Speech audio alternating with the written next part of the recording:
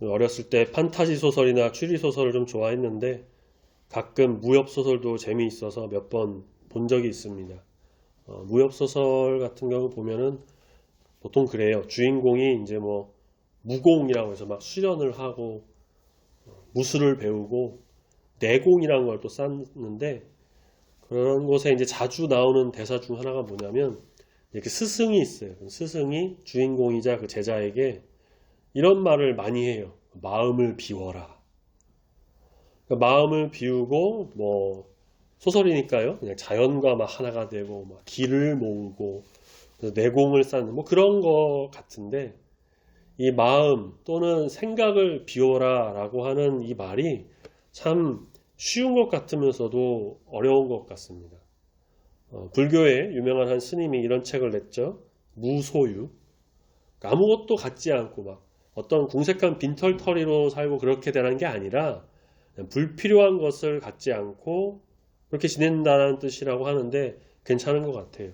사람들은 자기 수준보다 훨씬 더 막 좋고 더 많은 것을 막 가지려고 하고 가지고 있어도 또 늘 부족하다고 하면서 더 채우려고 하는 어떤 욕심과 과소비가 있는데 그런 사람들의 뭐랄까요 경종을 울리는 이 무소유라는 것은 불교에서 그런 말을 했지만 우리도 역시 좀 고찰해 볼 만한 것이 아닌가 싶어요.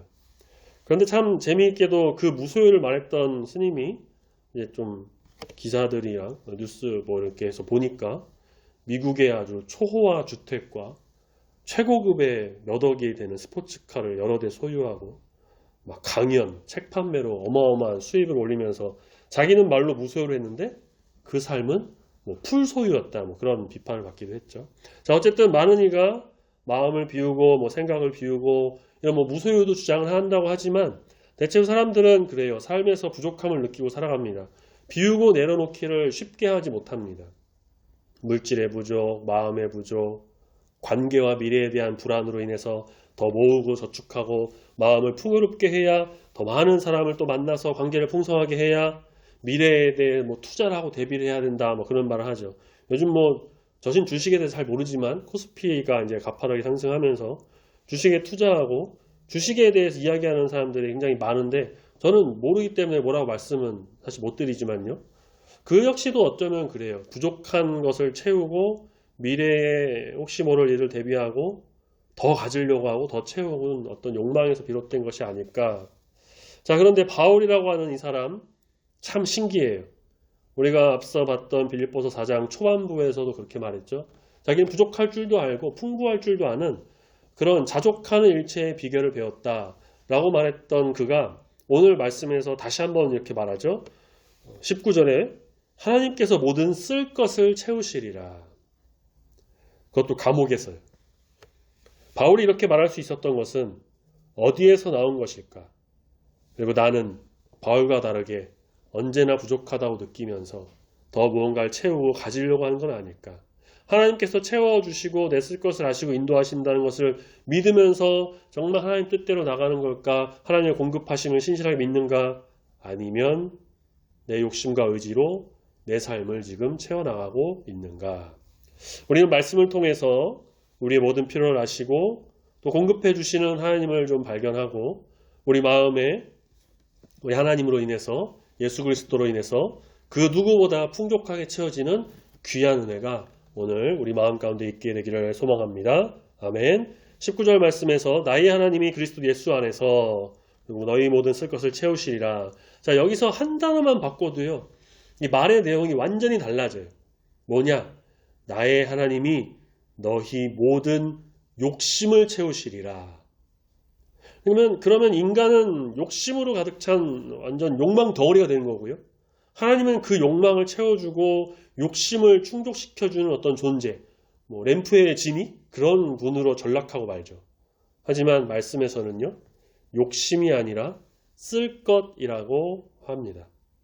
하나님께서는 우리의 욕심이 아니라 우리의 필요를 아시고 내가 적절한 때에 적절한 곳에서 또 적절하게 쓸 것을 다 아시고 그 적절한 것을 필요에 따라 채워주신다는 겁니다.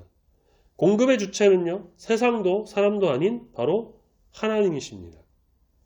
하나님께서 우리의 모든 삶과 상황을 아시고 그 가운데 필요한 것을 때에 맞게 공급해 주시는 분이시다. 바울은 그것을 절실하게 깨달았고요. 몸소 체험도 했고요. 그 은혜의 하나님이 교회와 성도에게도 동일하게 일하심으로 인해서 교회의 필요를 아심으로 인해 그 모든 것을 채워주실 것이다 라는 확신을 가지고 이렇게 전달하고 있는 겁니다. 어떤 사람들은 지갑에 어느 정도 두둑히 현금이 있어야 안정이 된다 그런 말을 한다고도 해요. 또 어떤 사람들은 가방에 이것저것을 늘 메고 다녀야 언제 어떤 걸 써야 될지 몰라서 그렇게 항상 가지고 다녀야 안정감을 느낀다라고도 합니다. 또 어떤 사람들은 스마트폰 하나로 모든 걸 하니까요. 이거 하나만 들고 다녀도 된다. 그러다 만약에 스마트폰을 좀 잃어버리거나 어딘가에 두고 왔다. 그러면 불안해서 가만히 있지 못하는 거죠. 나는 무엇으로 내 삶과 마음과 이 생각의 안정감을 찾으려고 하고 있나? 하나님은 우리의 필요를 결코 외면하지 않으신다는 겁니다. 때에 따라 먹여주시고 입혀주시고 늘 이른 비와 늦은 비로 필요에 맞게 공급해 주시는 분이십니다. 우리가 생각해보면 그래요. 부족한 것 같고 힘든 때도 있었는데 어디선가 어떻게 모르게 채워지는 것이 있었고요. 어려워서 정말 타개할 방법이 생각나지 않아가지고 하나님 간절히 찾았을 때에 어디선가 나타난 어떤 도움과 인도하심으로 해결할 길을 또 내어주신 적이 분명히 있었다라는 거죠. 그런 하나님을 신실하게 믿고 의지하며 나가야 하는데 그러면 그와 같이 우리를 버려두지 않고 늘 함께 하시고 채워주시는데 우리는 어떻습니까? 여전히 상황과 환경을 좀 더 의지하고 세상의 것을 바라고 욕심을 부리고 있는 그런 모습이 아닐까. 물론 세상의 것도요. 도움이 될 때가 많이 있습니다. 현대사회에서 없어서는 안 되는 여러 것들이 많이 있죠. 기본적인 의식주도 해결해야 되고 물질도 필요하고 스마트폰도 필요하고 하지만 근본적으로 모든 필요할 것을 이끄시고 공급하시는 분은 바로 하나님이시다. 하나님을 의지해야 한다. 모든 만물을 지으신 하나님을 찾고 그분의 인도하심을 따라 나가야 한다는 것. 욕심을 부리는 게 아닌 서두에 말씀드린 것처럼 나를 비우고 우리 주님이 채워주시는 그 채워주심을 정말 간절히 바라보며 나아갈 때에 내가 생각지도 못한 주의 인도하심이 분명히 나의 삶 속에 임하게 된다는 것입니다. 하나님의 공급은요. 풍성이에요. 풍성. 저희 집 근처에 풍성한 정육점이 있는데 또 우리 교회가 속한 이 노예에도요. 풍성교회, 소망이 풍성한 교회 이런 교회가 있는데요. 이 풍성하다는 것은 부족함 없이 가득 찬다는 그런 뜻이죠. 하나님께서는 우리의 상황을 아시고 인도하시고 쓸 것을 채워주시는데 말씀에서 뭐라고 합니까? 그 풍성한 대로 채워주신다고 합니다. 그냥 채워주시는 게 아니고 적당히 채워주시는 게 아니고 풍성하게. 하나님의 공급은요. 풍성한 은혜라는 거예요. 하나님 창고엔 부족함이 없어요. 그런데 우리는 이 풍성함을요. 무조건 물질로만 생각해서는 안 돼요. 물론 물질도 때에 따라서는 채워주시지만 하나님의 공급은 물질보다 더 큰 은혜로 나타납니다. 평강, 인내, 공동체, 믿음 같은 것들로. 그러니까 내가 원하는 것만 공급이라고 생각해서는 안 돼요. 물질의 부족함이 있을 때 하나님께 간절히 막 기도하고 바라고 그랬더니 나도 모르는 사이에 어디선가 누가 통장에 돈을 떡 입금했더라. 복권을 긁었더니 당첨됐더라. 하나님 그렇게 일하지 않으시죠. 그건 앞서 말씀드린 것처럼 하나님이 나의 욕심을 채우시리라 이 말대로 되는 것에 불과해요. 하나님을 나의 욕심을 위해서 일하시는 분으로 만드는 게 아닙니다. 하나님의 뜻을 위해 모든 것을 주관하시는 하나님을 바라봐야 한다는 것. 우리의 필요한 부분도 그렇습니다. 무조건 물질로만 채워주시는 게 아니라 바울에게 주셨던 그런 마음과 같이 어떤 자족하는 마음을 주셔서 풍성하게 채워주시기도 한다는 것. 혹은 어떤 타인의 도움, 교회의 헌금, 헌신으로 임하기도 합니다. 새로운 일자리를 통해서 일할 기회를 주시기도 하고요. 거기서 필요한 물질의 공급을 더해주시기도 합니다. 그러니까 우리는 하나님을 아까도 말씀드린 것처럼 램프의 요정 막 진이를 보면서 소원 세 가지를 막 비는 그런 분으로 보는 게 아니고요. 나의 삶을 인도하시고 주관하시고 이 모든 상황과 환경 속에서 나를 만드시는 분. 내 인생을 풍성하게 은혜로 채워주시는 분. 내 생각과 삶을 온전한 길로 인도하시는 분으로 바라보면서 그 믿음 속에서 공급하시는 하나님의 은혜를 바라보며 나가야 한다는 거죠. 우리는 이미 말할 수 없는 은혜를 많이 받았습니다. 지금까지 살아온 것도, 건강한 것도, 살고 있는 집이 있는 것도, 직장이 있는 것도, 가족이 함께 있는 것도, 이렇게 지금 예배드리면서 이 공간이, 예배드릴 수 있는 공간이 있다는 것도 말이죠. 교회를 통해서 함께 믿음 생활을 해나가는 것도 하나님의 은혜입니다. 그 은혜를 우리는 잊지 말고 그동안 채워주신 은혜에 감사드리면서 앞으로 더 풍성한 은혜, 채워주실 은혜를 소망하면서 물질의 욕심을 좀 버리고 우리의 기대보다 더 풍성히 채워주시는 하나님을 바라보며 믿음으로 굳게 서는 주의 자녀가 다 되어 할 줄로 믿습니다. 아멘. 우리 20절 말씀처럼요. 모든 영광은 오직 하나님께 올려드리는 겁니다. 바울의 마지막은요. 감사와 축복이에요. 결국 공급의 목적은 하나님께 영광 올려드리는 겁니다. 내 욕심을 채우고 부족함을 채우고 내 마음을 채우고 상황이 좋아지는 것으로 그냥 마냥 즐거워하고 신나는 그게 아니라 그것을 채워주시고 공급해주신 하나님께 감사드리며 모든 찬양과 영광을 올려드리는 것이 바로 성도의 바른 자세다라는 겁니다. 은혜를 경험한 사람은 하나님께 영광 올려드려요. 찬양이 입에서 터져나오죠. 감사가 넘칩니다. 주체할 수 없는 기쁨으로 하나님을 높이 올려드립니다. 공급받은 은혜를 하나님께 영광으로 잘 연결하고 있는가 나 자신을 점검해 봐야 합니다. 나의 부족함을 두고 기도하며 필요한 것을 채워주시고 하나님께 나아갔더니 그래서 하나님께서 풍성한 은혜를 주셨을 때 오케이 좋아 이제 해결됐네. 아우 속 시원하다. 아 이제야 좀 풀리겠네. 그냥 이러고 마는 게 아니라 그렇게 하나님의 인도하심을 깨닫지 못한 자의 모습을 아는 게 아니라 내가 할 수 없는 것을 하나님이 하셨습니다. 내가 가지지 못한 것을 하나님께서 채워주셨습니다. 나는 부족한데 하나님이 풍성하게 인도하셨습니다. 당연히 우리는 이렇게 하나님께 모든 영광을 올려드리는 자가 되어야 할 것입니다. 하나님을 찬양해야 합니다. 우리에게 주신 하나님만을 바라보며 감사와 영광으로 나가는 우리 모두가 되기를 소망합니다.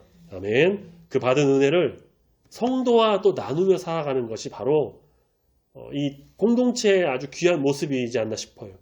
우리가 추수감사절이면 한 해의 감사 제목을 나누곤 하죠. 그렇게 나는 부족했는데 하나님께서 채워주신 은혜에 감사하면서 이 함께 나누는 것은 그래서 모두가 함께 그 감사를 알고 하나님께 영광 올려드리는요. 정말 아름다운 어떤 공동체의 모습이라고 할 수 있을 것 같습니다. 바울은 그렇게 빌립보 교회에 마지막으로 끝인사를 전하면서 혼자만 좋고 신난다고 막 기쁘다고 그렇게 하는 게 아니라 함께 나아가는 귀한 동역자로서의 모습을 또 보여주고 있다는 겁니다. 교회와 성도와 형제들에게 무난하고 주 예수 그리스도의 은혜가 모든 신념 가운데 또 풍성히 임하기를 축복하고 있죠. 하나님의 은혜가 공동체 안에 가득 넘치기를 소원하고 있습니다. 우리 교회가 바로 이런 교회 되길 소망합니다. 함께 나누고 사랑하고 감사하는 교회, 서로가 서로를 바라보고 기도하고 풍성한 은혜로 모든 영광을 하나님께 올려드리는 교회, 귀하고 거룩한 그렇게 주님의 사랑을 받는 참된 우리 교회가 되기를 소망합니다. 애굽에서 나온 이스라엘 백성들이 광야에서 가장 걱정했던 게 무엇일까요? 쫓아오는 애굽 군대요? 이미 홍해에서 몰살당했어요. 거주할 집? 뭐 그럴 수도 있겠죠. 그런데 불기둥과 구름기둥이 계속 움직이기 때문에 끊임없이 이동해야 했기 때문에 뭐 집을 지을 겨를이 없었어요. 이들이 늘 불안했던 것은 아마 이걸 거예요. 내일 뭐 먹지? 내일 먹을 게 없으면 어떡하지? 그들이 가지고 나온 소, 양, 염소 많았지만요. 무한대로 나오는 건 아니었어요. 또 가축은 하나님께 번제로 드리는 제물이기도 했습니다. 농사를 지을 수도 없었어요. 이들은 배고프지 않도록 먹어야 할 양식을 걱정했고 그래서 하나님께서는 그들에게 무엇을 주셨습니까? 만나를 주셨죠. 자, 그런데 하나님께서 이 만나를요 매일 공급해 주셨다고 하죠. 아니 그냥 뭐 한 달치 정도 주시거나 아니면 뭐 좀 더 많게 뭐 1년치 한꺼번에 딱 주시면은 하나님 매일 주시는 수고도 덜 수 있고 사람들도 뭐 가지고 있다가 배고플 때 좀 꺼내 먹고 가지고 있다가 또 나중에 먹고 그렇게 할 수도 있잖아요. 근데 왜 매일 만나를 주셨을까? 그것도 필요한 만큼만. 이것은요 단순히 먹이기 위해서만이 아니라 하나님을 의지하는 법을 가르치기 위함이었습니다. 하나님께서 공급해 주심을 믿고 의지할 때 필요한 만큼 때에 따라 먹을 수 있게 해주시는 그 만나로 하나님을 의지하는 법을 이스라엘 백성들이 배워나갔던 겁니다. 우리 삶도 마찬가지입니다. 하나님은 우리의 인생에 필요한 은혜를 한꺼번에 그냥 다 퍼부어 주시지 않을 때가 더 많아요. 하지만 필요한 순간마다 간절히 간구할 때 반드시 듣고 응답하시고 정확하게 순간마다 또 필요한 만큼의 공급을 주신다는 거죠. 그것도 말씀에서 말하는 것 같이 또 그 순간에는 풍성하게 말이에요. 하나님의 공급은 그래서 창고를 그냥 가득 채우는 그게 아니라 우리의 믿음을 자라게 하는 공급이다라는 것. 우리의 필요를 아시고 그렇게 인도하시는 주님께서 상황을 다 살펴주시고 은혜로 다스려 주십니다. 그것이 꼭 물질, 돈만은 아니라는 거죠. 오히려 그보다 더 큰 것을 주십니다. 인내를, 사랑을, 희락을, 자비와 선함을, 또 절제, 마음의 평안함, 믿음을 풍성하게 채워주신다는 거죠. 우리는 우리의 삶을 채우시는 하나님께 또 모든 영광 올려드리며 감사함으로 나가는 거룩한 주의 자녀로서 이 땅 가운데 세워지는 그 믿음의 성도가 되어야 할 것입니다. 하나님의 공급은 끊어지지 않는다는 것을 우리가 늘 기억하면서 내 욕심으로 삶을 채우지 말고 하나님만을 더욱 의지하고 그래서 믿음으로 굳은 길을 걸어가는 우리 모든 성도님들이 다 되시기를 예수님의 이름으로 축복합니다. 아멘.